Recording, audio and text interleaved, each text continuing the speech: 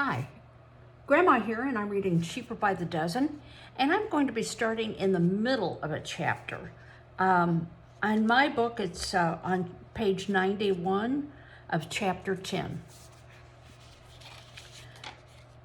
To remind you, the father wants to get involved with his motion studies with surgeons, and I'm going to begin at the bottom of page 90. I feel a little guilty about the whole deal, too, said Mother, only thank goodness I had mine taken out when I was a girl. And they are talking about tonsils. So the father needs to have his tonsils out, as do most of the children. So Dr. Burton agreed to do the job in front of a movie camera, which is what will help him study it to determine the most efficient way for surgeons to remove tonsils. I'll save you for the last, old pioneer, he told Dad. The best for the last. Since the first day I laid eyes on your great big beautiful tonsils, I knew I wouldn't be content until I got my hands on them. Oh, stop drooling and put away your scalpel, you old flatterer, you, said Dad. I intend to be the last. I'll have mine out after the kids get better. Dr. Burton said he would start with Anne and go right down the ladder through Ernestine, Frank, Bill, and Lillian. Martha, alone of the older children, didn't need to have her tonsils out, the doctor said, and the children younger than Lillian could wait a while. The night before the mass operation, Martha was told she would sleep at the house of Dad's oldest sister, Aunt Anne. I don't want you underfoot, Dad informed her. The children who are going to have their tonsils out won't be able to have any supper tonight or breakfast in the morning. I don't want you around to lord it over them. Martha hadn't forgotten how we neglected her when she finally came down with the measles.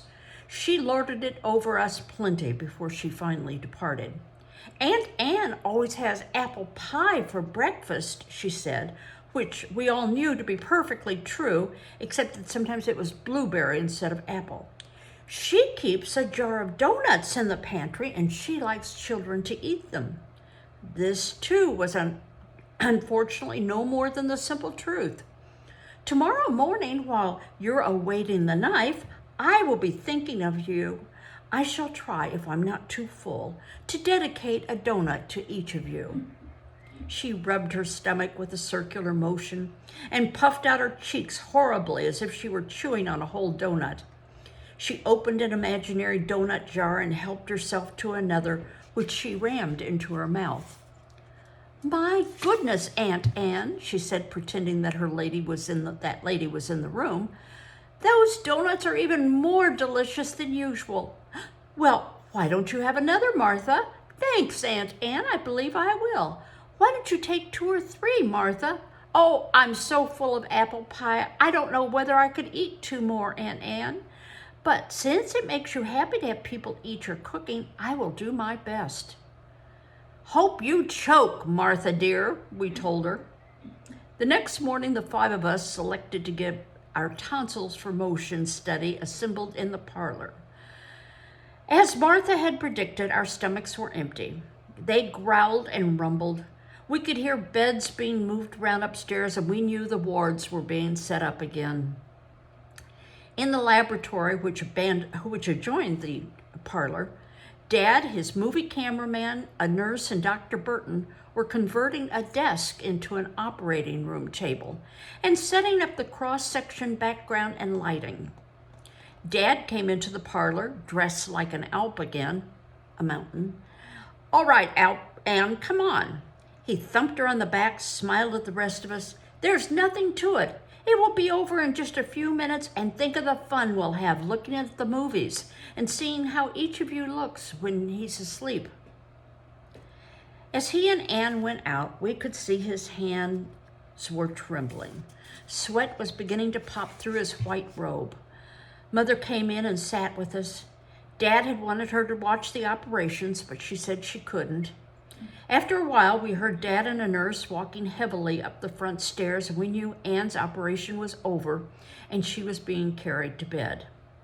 I know I'm next, and I won't say I'm not scared, Ernestine confided, but I'm so hungry all I can think of is Martha and that pie, that lucky dog.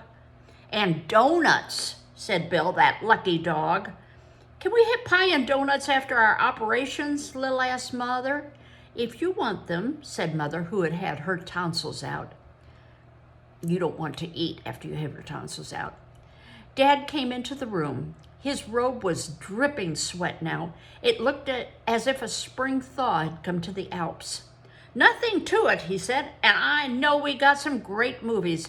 Anne slept just like a baby. All right, Ernestine girl, you're next. Let's go. I'm not hungry anymore, she said. Now I'm just scared. A nurse put a napkin saturated with ether over Ern's nose. The last thing she remembered was Mr. Coggan, Dad's photographer, grinding away at the camera, because at that time, this is how they took movies. They held up and they had to grind them. He should be cranking 2 revolutions a second, she thought. I'll count and see if it is. And 1, and 2, and 3, and 4. That's the way Dad says to count in seconds. You have to put the "and" in between the numbers to count at the right speed. And 1, and 2, and 3. She fell asleep.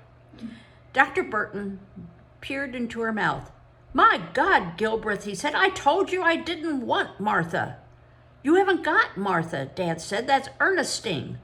Are you sure? Of course I'm sure, you jackass. Don't you think I know my own children? You must be mistaken, Dr. Burton insisted. Look at here carefully. There now, isn't that Martha? You mean to say that I can't tell one child from another? I don't mean to say anything except if this isn't Martha, we've made a horrible mistake. We? Dad squealed. I made no mistake, and I hope I'm wrong in imagining the sort of mistake you made. You see, all I know them by is their tonsils, said Dr. Burton. I thought these tonsils were Martha. They were the only pair that didn't have to come out. No, moaned Dad. Oh, no. Then growing indignant. Do you mean to tell me you knocked my little girl unconscious for no reason at all? It looks like I did, Gilbreth. I'm sorry, but it's done. It was damn careless, but you have an uncommon lot of them, and they all look just alike to me. All right, Burton, Dad said. Sorry I lost my temper. What do we do? I'm going to take them out anyway. They'd have to come out eventually at any rate, and the worst part of an operation is dreading it beforehand.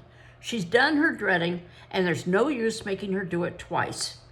As Dr. Burton leaned over Ernestine, some reflex caused her to knee him in the mouth. Okay, Ernestine, if that's really your name, he muttered, I guess I deserve that. As it turned out, Ernestine's tonsils were recessed and bigger than the doctor had expected. Big tonsils is not a good sign. It was a little messy to get at them, and Mr. Coggan, the movie cameraman, was sick in a wastebasket. Don't stop cranking, Dad shouted at him, or your tonsils will be next. I'll pull them out by the roots myself. Crank, by jingo, crank. Mr. Coggan cranked. When the operation was over, Dad and the nurse carried Ernestine upstairs. When Dad came to the parlor to get Frank, he told Mother to send someone over to Aunt Anne's for Martha. Apple pie, donuts or not, she's going to have her tonsils out, he said. I'm not going to go through another day like this one again, in a hurry. Frank, Bill, and Lillian had their tonsils out in that order. Then Martha arrived, bawling, kicking, full of pie and donuts. You said I didn't have to have my tonsils out. I'm not going to have my tonsils out, she screamed at the doctor. But he could get her on the desk, which served as the before he could get her on the desk, which served as the operating table, she kicked him in the stomach. The next time I come to your house, he said to Dad as soon as he could get his breath, I'm going to wear a chest protector and a catcher's mask. Then to the nurse, give some ether to Martha. It's that, if that's really her name. Yes, I'm Martha, she yelled through the towel. You're making a mistake. I told you she was Martha, Dad said triumphantly. I know, Dr. Burton said. Let's not get into that. She's Martha, but I've named her tonsils Ernestine. Open your mouth, Martha, you sweet child, and let me get Ernestine's tonsils out. Crank on, Mr. Coggin. Your film may be the first photographic record of a man slowly going berserk. All of us felt terribly sick that afternoon, but Martha was in agony. It's a shame, Grandma kept telling Martha, who was named for her and was her special pet. They shouldn't have let you eat all that stuff and then brought you back for that butchering. I don't care whether it was the doctor's fault or your father's fault. I'd like to skin them both alive and then scalp them like red Indians.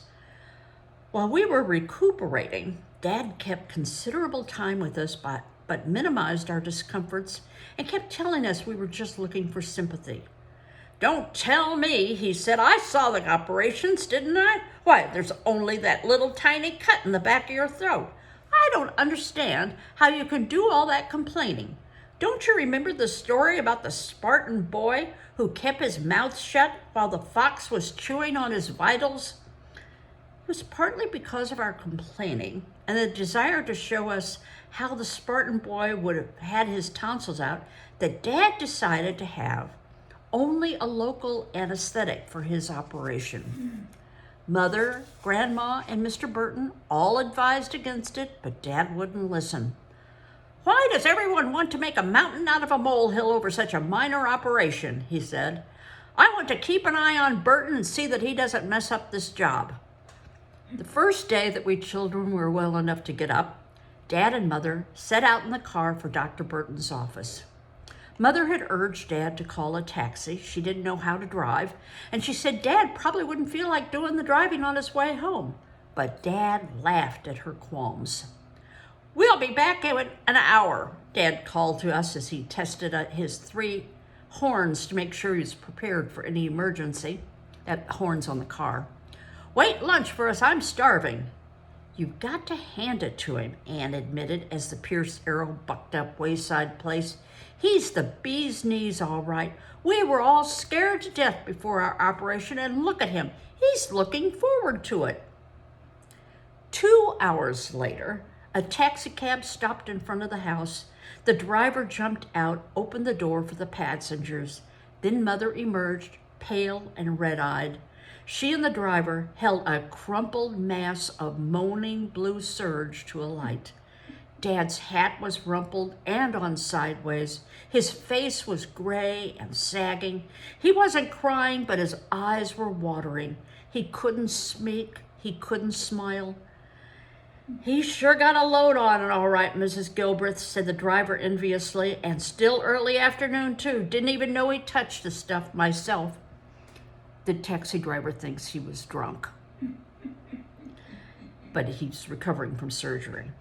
We waited for the lightning to strike, but it didn't. The seriousness of Dad's condition may be adjudged by the fact that he contented himself with a withering look. Keep a civil tongue in your head, said Mother in one of the sharpest speeches of her career. He's deathly ill.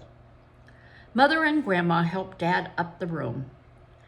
We could hear him moaning all the way downstairs. Mother told us all about it that night while Dad was snoring under the effects of sleeping pills. Mother had waited in Dr. Burton's anteroom while the tonsillectomy was being performed. Dad had felt wonderful while under the local anesthetic. When the operation was half over, he had come out into the anteroom grinning, waving one tonsil in a pair of forceps. One down and one to go, Lily, he had said, completely painless, just like rolling off a log. After what seemed an interminable time, Dad had come out into the waiting room again, reached for his hat and coat. He was still grinning, but not as wide as before. That's that, he said, almost painless. All right, boss, let's go. I'm still hungry. Then as Mother watched, his spirits faded and he began to fall to pieces. I'm stabbed, he moaned. I'm hemorrhaging. Burton, come here, quick. What have you done to me? Dr. Burton came out of his office. It must be said to his credit that he was sincerely sympathetic. Dr. Burton had had his own tonsils out. You'll be all right, Pioneer, he said. You just had to have it the hard way. Dad obviously couldn't drive, so Mother had called the taxi. A man from the garage towed Foolish Carriage home later that night. I tried to drive it home, the garage man said, but I couldn't budge it. I got the engine running all right, but it just spit and bucked every time. I put it in gear, darndest thing I ever saw. I don't think anyone but Mr. Gilbert understands it. Dad spent 2 weeks in bed, and it was the first time any of us remember his being sick. He couldn't smoke, eat, or talk, but he could glare. And he glared at Bill for 2 full minutes when Bill asked him one afternoon if he'd had his tonsils taken out like the Spartans used to have theirs removed. Dad didn't get his voice back until the very day that he finally got out of bed. He was lying there propped up on pillows reading his office mail. There was a card from Mr. Coggan, the photographer. Hate to tell you, Mr. Gilbert, but none of the moving pictures came out. I forgot to take off the inside lens cap. I'm terribly sorry. Coggan. P.S. I quit. Dad threw off the covers, reached for his bathrobe. For the first time in 2 weeks, he spoke. I'll track him down to the ends of the earth, he croaked. I'll take a blunt button hook and pull his tonsils out by the jingled roots, just like I promised him. He doesn't quit. He's fired.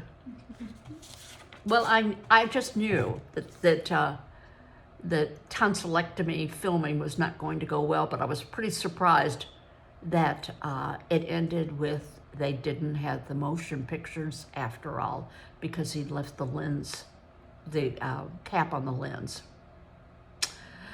Oh well. Okay, the next chapter will be called Nantucket, and I assume that means they're traveling on to Nantucket on a vacation. Bye-bye.